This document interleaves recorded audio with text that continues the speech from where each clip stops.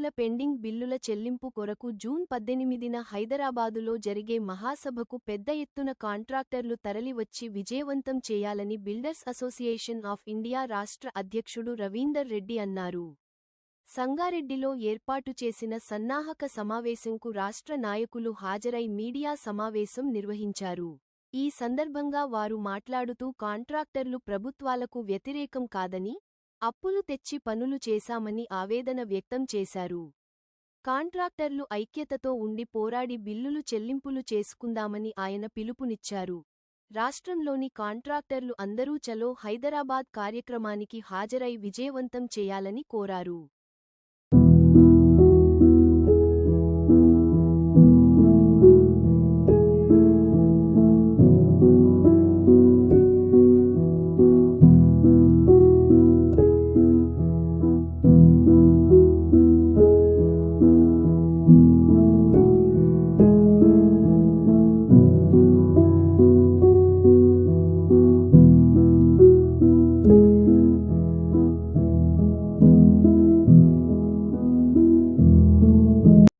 అనేటువంటి మన contract field లేదు, కష్టం చేయడం తప్ప వేరే పద్ధతి అయితే లేదు.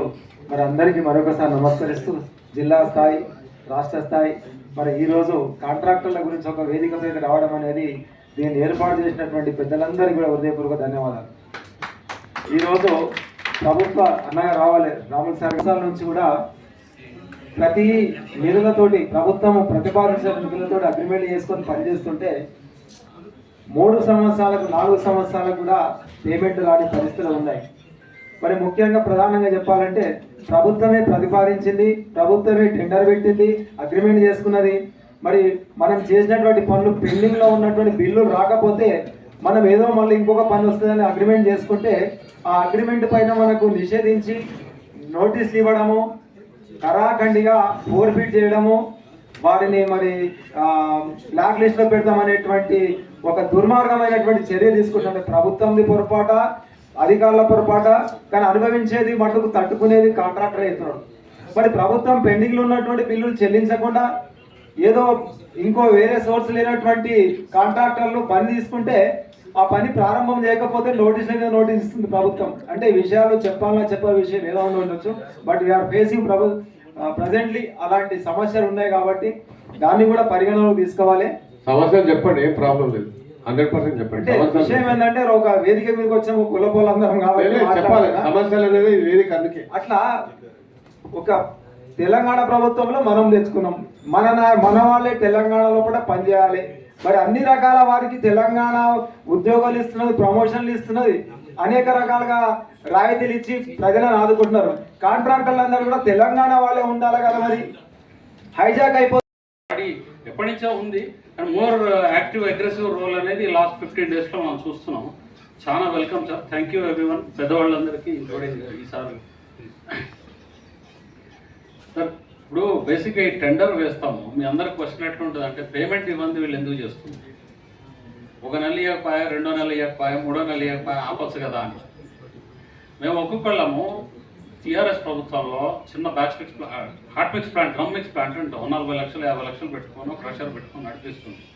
గవర్నమెంట్ ఏమందనంటే ఇంటర్నేషనల్ స్టాండర్డ్స్లో రోడ్స్ చేద్దామని చెప్పి they encourage batch mix plants పెట్టండి, పెద్దవి పెట్టండి, వెట్ మిక్స్ ప్లాంట్స్ పెట్టండి, పేవర్ కూడా సెన్సార్ హైడ్రాలిక్ పేవర్స్ పెట్టండి అని చెప్పేసి కొన్ని క్వాలిఫికేషన్స్ పెంచింది. ఆ పెంచిన అప్గ్రేడ్ కావడానికి ఒక కాంట్రాక్టర్ ఆన్ అన్ యావరేజ్ ఒక 10 కోట్ల పెట్టుబడి పెట్టుకున్నాడు వాళ్ళ ప్లాంట్లో. ఇలా ప్లాంట్లలో ఇంతబడి ఉన్నాయి, వేరే విషయం. బట్ 10 కోట్ల పెట్టుబడి పెడితే అది మాకు 1 సంవత్సరంలో లాభంలో రాదు.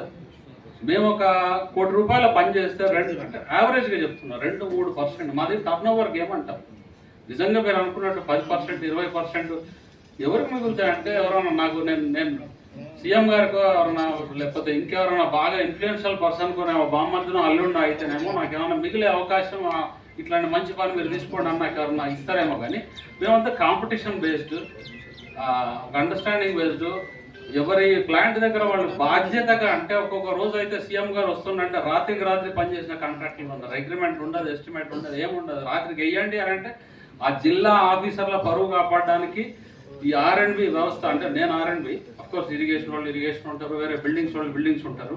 ఎక్కడ కూడా కాంట్రాక్టర్ ఉత్సవ లాభాపేక్ష అంటే జనరల్గా పబ్లిక్ కన్సెన్సస్ ఏంటంటే కాంట్రాక్టర్ పొలిటీషియన్ తర్వాత సెకండ్ వర్స్ట్ ఆక్యుపేషన్ నా దృష్టిలో నేను పబ్లిక్తో మాట్లాడిన కాడికి ఆ అవగాహన ఉంది. అది కాదు.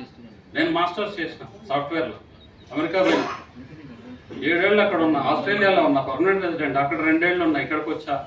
తర్వాత మా ఫాదర్ వృత్తి లాస్ట్ 15 ఇయర్స్ నుంచి నేను చేస్తున్నా. కనీసం 10 ఏళ్ల నుంచి బయటకు వెళ్ళిపోదాం అని చెప్తున్నా. ఎందుకనంటే ఎథిక్స్, ఆనెస్టీ, ఇంటిగ్రిటీ ఉన్న కాంట్రాక్టర్లు ఒకప్పట్లాగా దోచుకుందాం అనే టైప్ కాదండి. ఎక్కడో ఒక కేసు ఉండొచ్చు, రోడ్డు వేయకుండానే మొత్తం 200 కోట్ల బిల్ చేసి ఉండొచ్చు. బట్ ఆ ఒక్క కేసుతో మిగిలిన అందరు కాంట్రాక్టర్లు అట్లా పోల్చకండి. అట్లా లేరు కాంట్రాక్టర్లు ఇప్పుడు. ఇంకోటి పబ్లిక్ అవేర్నెస్. మేము రోడ్డు వేయకపోతే 2వ రోజు ఇట్లనే మిమ్మల్ని పిలుస్తారు, రోడ్డు వేయలేదని చెప్తారు, వీటికి కట్టలేదని చెప్తారు, ఇది నాశరకం అని చెప్తారు. This is all open. మేము చేసే పని ప్రతి పూట ఇట్ ఈస్ ఓపెన్. సార్ అదంతా వేరే చెప్తున్నాం. బేసిక్ ఈ ఫైట్ వచ్చేసి స్మాల్ అండ్ మీడియం కాంట్రాక్టర్స్ అండి, చిన్న మధ్యతరగతి కాంట్రాక్టర్స్. పెద్దవాళ్ళు ఉన్నారు, మెగా కానీ ఎల్ఎన్టీ కానీ, వాళ్ళకి బిల్స్ అఫ్కోర్స్ వాళ్ళకి పెండింగ్ 10,000 కోట్లు ఉంటే వాళ్ళకి 2,000 కోట్లు రిలీజ్ అయ్యింది. చిన్న వాళ్ళకి వాయిస్ లేదు.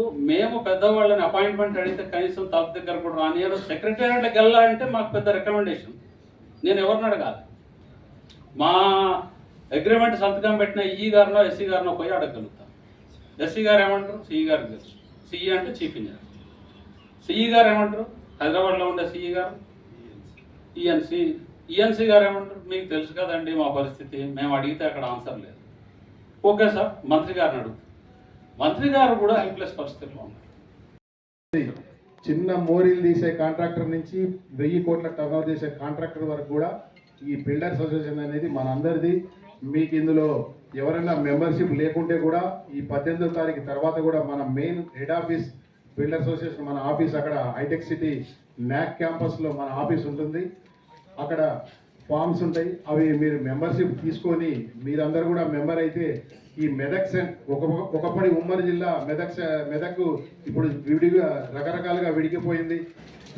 అక్కడ సిద్దిపేట ఒక జిల్లా అయింది, ఇక్కడ సంగారెడ్డి ఒక జిల్లా అయింది. కాబట్టి ఇప్పుడు రాబోయే రోజుల్లో మనం ఇక్కడ సంగారెడ్డి, పటాన్చెరు ఏదో ఇక్కడ కూడా ఒక సెంటర్ స్థాపిద్దాం. ఇక్కడ మీకు కూడా మీలో నుంచే ఒకరు సెంటర్ చైర్మన్ కూడా అవుతారు. ఆ రకంగా మీరు కూడా ఆ మెంబర్షిప్ తీసుకొని ముందు కార్యక్రమాల్లో పాల్గొంటూ ఉంటుంటే మీకు కూడా విషయాలు తెలుస్తూ ఉంటాయి. ఆ గ్రూప్లో జాయిన్ అయితే ఏం జరుగుతుంది, మొత్తం మన రాష్ట్రంలో ఏం జరుగుతుంది, దేశంలో ఏం జరుగుతుంది. సరే, బిల్డర్స్ అసోసియేషన్ గురించి మీకు ఇది బ్రీఫ్గా చెప్పాను. మరి ఈరోజు మనందరం ఇక్కడ సమావేశం ఎందుకైనా మనకు రాష్ట్రంలో ఎన్నో రకాలుగా సంఘాలు ఉన్నాయి. మరి మనది ఒక సంఘమే. ఇందాక ఒక పెద్దమని చెప్పినట్టు మనందరిది ఒక కులం, కాంట్రాక్టర్ కులం. ఈ కులంలో మనము తెలియక ఈరోజు ఈ వయసుకు ఒక్కొక్కరం 50-60 సంవత్సరాల నుంచి 40 ఏళ్ళు 30 ఏళ్ళ నుంచి కూడా ఈ వర్కులు చేసుకుంటూ వచ్చినాం. ఈ వర్కులు చేయడం తప్ప మనకు వేరే ఇప్పుడు ఈ వయసులో ఇంకొక పని చేయాలంటే మనకేం తెలియదు. ఎందుకంటే దాంట్లోనే మనం నిమగ్నమైన మన పిల్లల్ని కూడా ఇన్వాల్వ్ చేశాం. ఇప్పుడు ఈ పరిస్థితులలో ఇంకొక పని చేయాలంటే కూడా కుదరదు. ప్రభుత్వానికి మీడియా ద్వారా గౌరవ ముఖ్యమంత్రి గారికి, గౌరవ ఫైనాన్స్ మినిస్టర్ గారికి మేము ఒకటే అప్పీల్ చేస్తున్నాం. సార్, ఈ రాష్ట్రంలో కానీ ఈ దేశంలో కానీ వ్యవసాయం తర్వాత అత్యధికంగా అందరినీ ఆదుకునేది ఈ కాంట్రాక్టర్ ఫీల్డే. ఎందుకంటే ప్రతి ఒక్క కాంట్రాక్టర్ వెనక ఎంతోమంది స్కిల్డ్ కానీ అన్స్కిల్డ్ కానీ లేబరు ఒక 50 మంది 100 మంది ప్లాంట్. రాష్ట్ర శాఖ పోయిన నెలలో హైదరాబాద్లో మీటింగ్ పెట్టుకోవడం జరిగింది. వివిధ సెంటర్ చైర్మన్లు అందరూ కూడా అక్కడ వచ్చి ఇట్లా అయితే మనం ముందుకు మనుగడ సాగించలేము, దీన్ని ఏదో రకంగా మనము ముందుకు తీసుకెళ్ళి ప్రభుత్వం దృష్టిలో మనందరం కూడా ప్రభుత్వానికి తోడ్పాటుగా ఉంటూ ప్రభుత్వానికి పనులు చేస్తూ మనము మన జీవనోపాధి కలిగియాలంటే మనం దీన్ని ఏదన్నా ఒక యూనిటీ ద్వారా సాధిద్దామనే సెంటర్ చైర్మన్లు, రాష్ట్ర అధ్యక్షులు అందరూ కలిసి తీసుకున్న నిర్ణయంలో భాగంగానే రేపు 18వ తారీఖు మనం హైదరాబాద్లో ఒక మీటింగ్ ఏర్పాటు చేసుకోవడం జరిగింది. ఆ మీటింగ్కు వేరే ఏ రాజకీయ నాయకులు రారు, మనలో నుంచి మన సభ్యులు మన కాంట్రాక్టర్లు అందరం కూడా ప్రతి జిల్లా నుంచి గ్యాదర్ అయ్యి అక్కడ మనం మాట్లాడుకోవడానికి పర్మిషన్ కూడా అడిగాము. ఇప్పుడు ఎందుకు అక్కడనే హైదరాబాద్లో ఎందుకు పెట్టాలి? ఇప్పుడు ఇక్కడ సంగారెడ్డి వచ్చినాము, నిజామాబాద్ పోయినాము, వరంగల్ పోయినాము, మరి ఇది ఎందుకు అవసరం అనే దానికి వస్తే దాని గురించి ఒక సెకండ్ చెప్తాను. మనకు సంగారెడ్డిలో ఉన్న కాంట్రాక్టర్లు మీరు ఇక్కడ అతిక్ భాయ్ ఒక 50 మంది మీ కాంట్రాక్టర్, ఇక్కడ మీ సమస్యలు మీ సంగారెడ్డిలో జరిగే మీ 30-40 మంది మీకే తెలుసు. పక్కన ఉన్న మెదక్ గురించి తెలియదు, సిద్దిపేట కాంట్రాక్ట్ గురించి తెలియదు, నిజామాబాద్ గురించి తెలియదు, వరంగల్ గురించి తెలియదు. ఇవి అక్కడి కాంట్రాక్టర్లకు సంగారెడ్డిలో ఎవరున్నారో ఏం చేస్తున్నారో వాళ్ళకి ఇక్కడ విషయాలు తెలియవు. మరి ఇవన్నీ తెలుసుకోవాలంటే మనందరం ఒక దగ్గర గుమిగూడాలి కదా, గుమిగూడాలనా లేదా మనం, అంటే ఒక దగ్గర కలవాలి కదా. ఒక దగ్గర కలిస్తేనే వివిధ రకాల సమస్యల గురించి చర్చించుకుంటాం. కాబట్టి మనందరం కలవడానికే ఈ 18వ తారీఖు అక్కడ మీటింగ్ పెట్టడం జరిగింది. గౌరవ ముఖ్యమంత్రి గారు, మేము మరి ఒక్కసారి మీకు లక్ష చేతులెత్తి మేము మొక్కుతా ఉన్నాం సార్, ఈ వ్యవస్థను కాపాడండి, ఈ కాంట్రాక్టర్ వ్యవస్థను. ఎందుకంటే ఈ కాంట్రాక్టర్లు వాళ్ళ రక్తాన్ని ధారపోసి పెట్టుబడి పెట్టి రోడ్లు వేస్తే అదే రోడ్ల మీద మీ ప్రభుత్వంలో ఉన్న ఆఫీసర్లు కానీ మీ దగ్గర ఉన్న ఎమ్మెల్యేలు కానీ అందరూ ఆ రోడ్ల మీదనే వెళ్తూ ప్రజలకు సంబంధించిన కష్ట సుఖాలు వాళ్ళు తెలుసుకోగలుగుతా ఉన్నారు. ఆ రోడ్లే ఈ కాంట్రాక్టర్ అనే వాళ్ళు వేయకుంటే మరి ఎక్కడికి వెళ్ళే వాళ్ళు. అందుకే గౌరవ ఎమ్మెల్యేలను కూడా మేము ఈ పత్రికాముఖంగా అడుగుతా ఉన్నాం, దయచేసి మీరు కాంట్రాక్టర్లను పిలిపించి ఎట్లయితే వర్కులు చేయించండి, ఈ వర్కులు చేయండి అని చెప్పి ఎట్లయితే చెప్తా ఉన్నారో చెప్పి వర్కులు చేయించుకున్నాక తమరు కూడా ఒక బాధ్యతగా తీసుకొని ముఖ్యమంత్రి గారి దృష్టికి, ఫైనాన్స్ మినిస్టర్ గారి దృష్టికి, మరి మా కాంట్రాక్టర్ నేను చెప్తే పని చేసిండు, ఈయన పేమెంట్ మేము ఇప్పియాలా, మరి ఆ పేమెంట్ ఇస్తేనే వాళ్ళు ఫర్దర్ వర్క్ చేయగలుగుతారనే ఇది తమరు కూడా తీసుకొని గౌరవ ఎమ్మెల్యేలు అందరూ కూడా ముఖ్యమంత్రి గారి మీద ప్రెషర్ పెట్టి ఈ కాంట్రాక్టర్లందరికీ కూడా బిల్లులు ఇప్పిస్తే మనం రాబోయే రోజుల్లో మనం చాలా ఇంకా అభివృద్ధిలో చేసినటువంటి ప్రతి ఒక్క కాంట్రాక్టర్కు మరియు మీడియా మిత్రులకు పేరు పేరున నమస్కారాలు తెలియజేసుకుంటూ, రాష్ట్ర కార్యవర్గం నుంచి నమస్కారాలు తెలియజేసుకుంటూ, ఈరోజు సమావేశానికి అంటే నేను ఎక్స్పెక్ట్ చేయలేదు ఇంతమంది ఇక్కడ సంగారెడ్డిలో సమావేశానికి ఇంతమంది వస్తారంటే credit goes by Sridhar and Vishnuvardhan Reddy గారు. వాళ్ళ ఆర్గనైజేషన్ చాలా బాగా చేశారు. ముందుగా వాళ్ళకి ధన్యవాదాలు తెలియజేసుకుంటా. ముఖ్యంగా ఏంటంటే మనకు ప్రయారిటీ ఫస్ట్ ఏంటంటే ఇవన్నీ ఇష్యూస్ డిఫరెంట్. మనం ఒకటి మనకు పేమెంట్ లేవు. పేమెంట్ ఎందుకు లేవు? మనం చేసే వర్కులకు గవర్నమెంట్ అడ్డగోలుగా అంటే 1:25-27% వర్క్స్ పిలిచినారు. వాటికి పోయిన గవర్నమెంట్ ఊరకపోయిన వర్క్స్ చాలా ఉన్నాయి పాత గవర్నమెంట్లో. అవి ఏం చేసిండ్రు? మళ్ళీ అవి చేసాం మనం. చేసి ఇవేమైంది ఇక్కడ మళ్ళీ ఎక్కువ అమౌంట్ స్పెండింగ్ అయిపోయినాయి. మళ్ళీ ఈ గవర్నమెంట్ వచ్చినప్పుడు ఎమ్మెల్యేలు కానీ ఎక్కడ కాన్స్టిట్యూన్సీలు కానీ వారి అనుకూలంగా కొన్ని మనసుకు వాళ్ళు పెట్టారు. కానీ బడ్జెట్ అనేది అతలాకుతలను అది చూసుకోకుండా వర్కులు పెట్టిస్తే మనం కూడా ఆలోచన లేకుండా, అంటే మనకు తెలియదు కదా, ఎవరికి తెలియదు. పలానా రోజుల్లో టెండర్ పెడుతున్నట్టే అందరు ఇస్తారు, టెండర్ వేసుకుంటాం, అన్న వర్క్ చేస్తాం, 4 రూపాయలు వస్తాయని ఆలోచనతో మనం ఉంటాం. అది జరిగింది ఏంది? దాని మీద బడ్జెట్ ఉందా లేదా ఏదైనా చూసుకోమను. అది చాలా పొరపాటు. మనం ఇప్పుడు ఏంటంటే ఈ వేదిక మీద చెప్పేది ఒకటే విషయం మీ అందరికీ, ఏది కానీ ఏ టెండర్ కానీ ఎప్పుడు వేసినప్పుడు కానీ దానికి బడ్జెట్ ఉందా, దానిలో వర్క్ ప్రొసీడింగ్స్ ఉన్నాయా కరెక్ట్గా అని చూసుకోవాలి. ఎస్టిమేట్ ఉందా, కరెక్ట్గా ఉందా, అది చూడట్లేదు మనం. అది చాలా పొరపాటు పట్టుకుంటా మనం టెండర్లు వేస్తున్నాం. వాళ్ళు కూడా ప్రభుత్వాలు ఉన్నటువంటి ఎమ్మెల్యేలు కానీ ఆఫీసర్స్ కానీ వాళ్ళు చెప్పినట్టుగా ఆఫీసర్ టెండర్ ఇస్తూ మనం వేస్తున్నాం. అది మనకే భారం అవుతుంది. ఇంకొక విషయం అంటే సరే చేసినాము, ఏదో రకంగా కష్టపడ్డాము, అప్పుల పాలైనాము, పని చేసాము. ఆ పని చేసిన బిల్లుల కొరకు ఈరోజు వీధిన పడ్డాం. ఎందుకు వీధిన పడాల్సి వస్తుంది? ప్రతి బిల్లు ప్రతి ఒక్క దగ్గర ఎవ్వరు కానీ చిన్న కాంట్రాక్టర్లు మెయిన్ ఇబ్బంది, చిన్న కాంట్రాక్టర్లకు ఇబ్బంది. ఇక్కడ గమనించాల్సిన విషయం చాలా పెద్ద ఇష్యూ. ఇదేంటంటే ఈ వేదిక మీద నుండి ముఖ్యమంత్రి గారు కానీ, మన ఫైనాన్స్ మినిస్టర్ గారు కానీ, ఆర్ఎన్బి మంత్రి గారు కానీ, ఈ పంచాయరాజ్ మంత్రి గారు కానీ మా విన్నపం అన్ని డిపార్ట్మెంట్లో పబ్లిక్ హెల్త్ కానీ, ఇది కూడా ఇంతకుముందు జావేద్ గారు చెప్పారు వాళ్ళ బిల్డింగ్ విషయం, వాళ్ళ సమస్య నేను 100% 100% ఈ మీటింగ్ అయిపోయిన తర్వాత జావేద్ గారు మీరు అతను రండి, 100% మీ సాల్వ్ ప్రాబ్లం చేస్తా. మీ ఏఎన్సీ గారు భాస్కర్ రెడ్డి గారు ఉన్నారు, వారి మొన్ననే ఒక విషయంలో మాట్లాడితే 2 నిమిషాల్లో పనిచేసి పెట్టాడు. కొన్ని ఇష్యూలు ఉంటే కూర్చోండి, మీరు కూర్చోండి. కానీ ఒకటే విషయం, అవి ఏంటంటే కరెక్ట్గా కరెక్టివిటీ లేక వీళ్ళు ఏదైతే ఇచ్చిందో లెటర్లో అక్కడ ఏముందో అనేది వాళ్ళకు సెట్ కాక.